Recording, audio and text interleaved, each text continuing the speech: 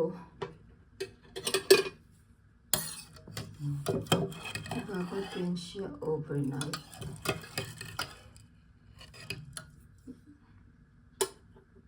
Gagawa ako ng bean sprout. Titingnan ko kung ano ang kalalabasan ng aking bean sprout.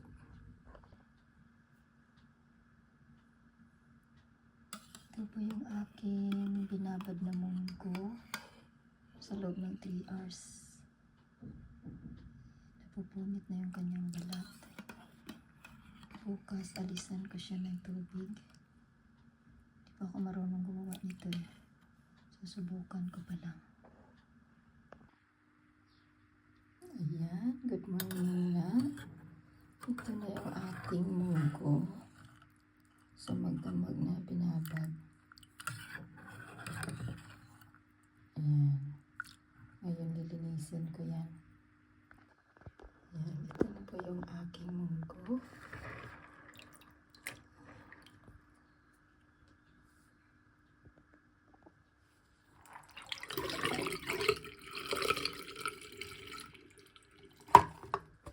Tapos meron pa ako dito.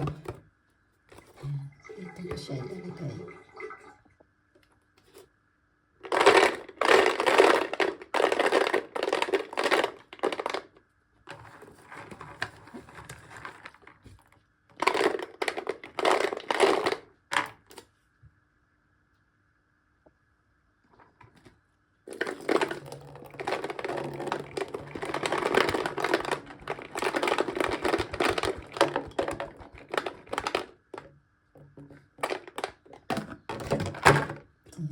Yan na po siya.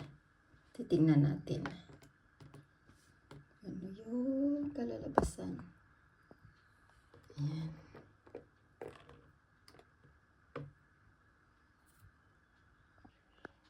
Dito na po ng aking ang aking sprout munggo.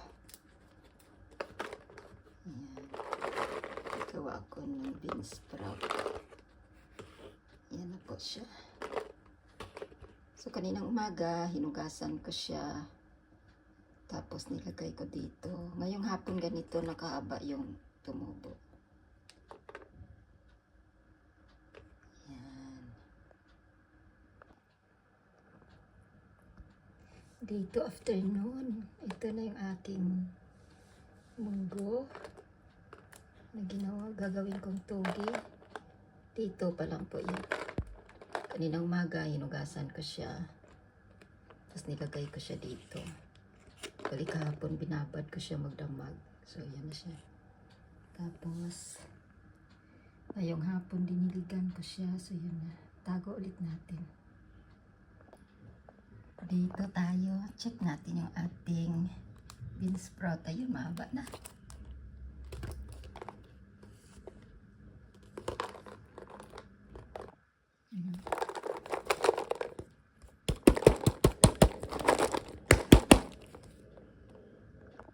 Yan na po, mahaba na. 2 days. Bukas pwede na yan pwede na natin linisin at igisa. Isang dilig pa ngayon. Pwede na bukas. Mga sis, ito na yung aking bean sprout. O, tingnan nyo naman, halos mapuno na yung aking water bottle. Diba? Isang dakot lang yan noong nag-umpisa ako. So, pang 3 days po ito. Pwede na yan igulay. Yan na siya. So, yan na po siya. Ngayon, bubuksan na natin.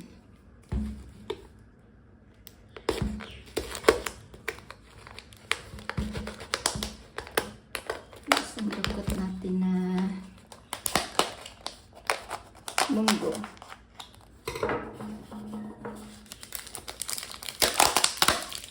Ayan. Tingnan niyo naman kung gaano kadami. So, yan yung aking lagayan.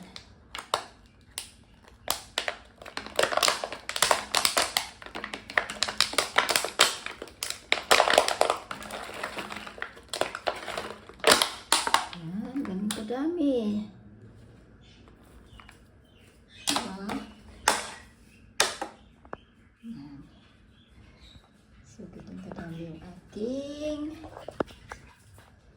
bean sprout. Mga 2 gulayan or 3.